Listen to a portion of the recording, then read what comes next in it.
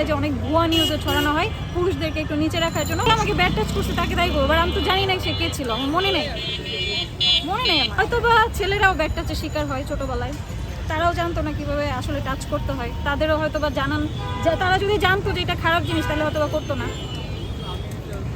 ধর্ষণের যে বিচারটা আসলে প্রকাশ্য হোক বা গোপন হোক, সেই বিচারটা আসলে আসে না সামনে। এই বিষয়টা আপনি কি মনে করেন যে না আসার কারণে কি এই ধর্ষণ সংখ্যাটা বাড়ছে কিনা? হ্যাঁ অবশ্যই ভাইয়া, না হওয়ার বিচার না হওয়ার কারণে এটার জন্য এটা খুবই খারাপ একটা জিনিস, মানে এর থেকে জঘন্যতম কিছু হইতে পারে না। দেখেন আমি বাংলাদেশে সব সময় এই জিনিসটাই দেখে আসছি যে রেপ হচ্ছে, এত রেপ কেন হচ্ছে, এটা সত্যতা কতটুকু এটা জানা দরকার। আর বিচার আসলে যদি রেপ হয়ে থাকে, খারাপ মানুষ অবশ্যই পুরুষদের মধ্যে আছে, মেয়েদের মধ্যেও আছে, সবাই খারাপ ভালো মিলিয়ে হয়। সত্যি যদি হয়ে থাকে তাহলে অবশ্যই হচ্ছে বিচার ব্যবস্থা চেঞ্জ করা দরকার।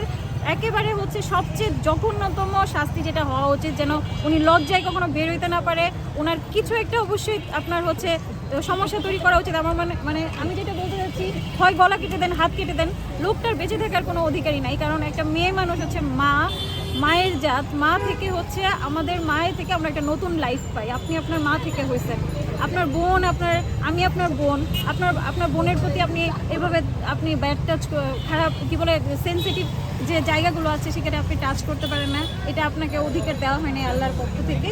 এবং হচ্ছে আপনি আমাকে যদি বোন মনে করেন, ফ্রেন্ড মনে করেন, মা মনে করেন, আপনাদের অবশ্যই সম্মান বাড়াইতে হবে যদি হয়ে থাকে এরকম।